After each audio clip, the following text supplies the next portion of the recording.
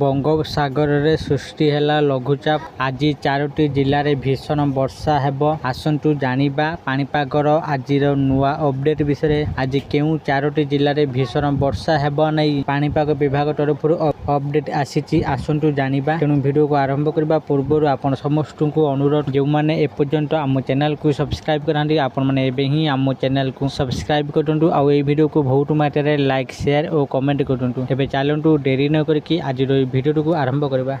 ବଙ୍ଗୋପସାଗରରେ ସୃଷ୍ଟି ହେଲା ଲଘୁଚାପ। ଉତ୍ତର ପଶ୍ଚିମ ବଙ୍ଗୋପସାଗର ତଟ ସଂଲଗ୍ନ ପଶ୍ଚିମବଙ୍ଗ ଓଡ଼ିଶା ଉପକୂଳରେ ଲଘୁଚାପ କ୍ଷେତ୍ର ସୃଷ୍ଟି ହୋଇଛି।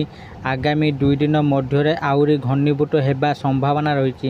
ଏହାର ପ୍ରଭାବରେ ଆଗାମୀ 5 ଦିନ ପର୍ଯ୍ୟନ୍ତ ରାଜ୍ୟରେ ପ୍ରବଳ ବର୍ଷିବ।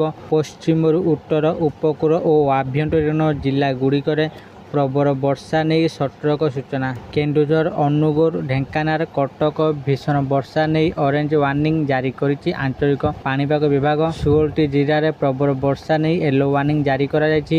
ସେହି ଜିଲ୍ଲାଗୁଡ଼ିକ ହେଲା ପୁରୀ, ଖୋର୍ଦ୍ଧା, ନୟାଗଡ଼, ଜଗତସିଂହପୁର, କେନ୍ଦ୍ରାପଡ଼ା, ଯାଜପୁର, ଭଦ୍ରକ, ବାଲେଶ୍ୱର, ମୟୂରଭଞ୍ଜ, ସୁନ୍ଦରଗଡ଼, ଝାରସୁଗୁଡ଼ା, ଦେବଗଡ଼, ସମ୍ବଲପୁର, ବରଗଡ଼, ସୋନପୁର ଓ ବୌଦ୍ଧ। ଏହି 16ଟି ଜିଲ୍ଲାଗୁଡ଼ିକରେ ପ୍ରବଳ ବର୍ଷା ନେଇ ୟେଲୋ ୱାର୍ଣ୍ଣିଂ ଜାରି କରାଯାଇଛି ପାଣିପାଗ ବିଭାଗ ତରଫରୁ। ଆଶା କରୁଛି ଆପଣମାନଙ୍କୁ ଆଜିର ଏହି ଭିଡ଼ିଓଟି ନିଶ୍ଚିତ ଭାବରେ ଭଲ ଲାଗିଥିବ ଆଉ ଆପଣମାନେ ଭିଡ଼ିଓ ଦେଖି ସବୁକିଛି ବୁଝି ଯାଇଥିବେ। ଆଜି କେଉଁ ସବୁ ଜିଲ୍ଲାକୁ ବର୍ଷା ହେବାର ସମ୍ଭାବନା ରହିଛି ଆଉ କେଉଁ ଜିଲ୍ଲାକୁ କେଉଁ ସବୁ ୱାର୍ଣ୍ଣିଂ ଦିଆଯାଇଛି ପାଣିପାଗ ବିଭାଗ ତରଫରୁ, ଆପଣମାନେ ଏହି ଭିଡ଼ିଓ ମାଧ୍ୟମରେ ସବୁକିଛି ବୁଝି ଯାଇଥିବେ। ଯଦି ଆପଣମାନଙ୍କୁ ଆଜିର ଏହି ଭିଡ଼ିଓଟି ଭଲ ଲାଗିଥାଏ, ଦୟାକରି ଭିଡ଼ିଓକୁ ବହୁତ ମାତ୍ରାରେ ଲାଇକ୍, ସେୟାର ଓ କମେଣ୍ଟ କରନ୍ତୁ ଆଉ ଯେଉଁମାନେ ଏପର୍ଯ୍ୟନ୍ତ ଆମ ଚ୍ୟାନେଲକୁ ସବସ୍କ୍ରାଇବ୍ କରିନାହାନ୍ତି, ଆପଣମାନଙ୍କୁ ଅନୁରୋଧ, ଆପଣମାନେ ଏବେ ହିଁ ଆମ ଚ୍ୟାନେଲକୁ ସବସ୍କ୍ରାଇବ୍ କରନ୍ତୁ। ଆଜି ପାଇଁ ଏତିକି, ପୁଣି ଦେଖା ହେବ ଆଉ ଏକ ନୂଆ ଭିଡ଼ିଓରେ। ସେତେ ପର୍ଯ୍ୟନ୍ତ ମୁଁ ଦୀପୁ ଆପଣମାନଙ୍କର ବିଦାୟ ନେଉଛି। ରହୁଛି, ଧନ୍ୟବାଦ।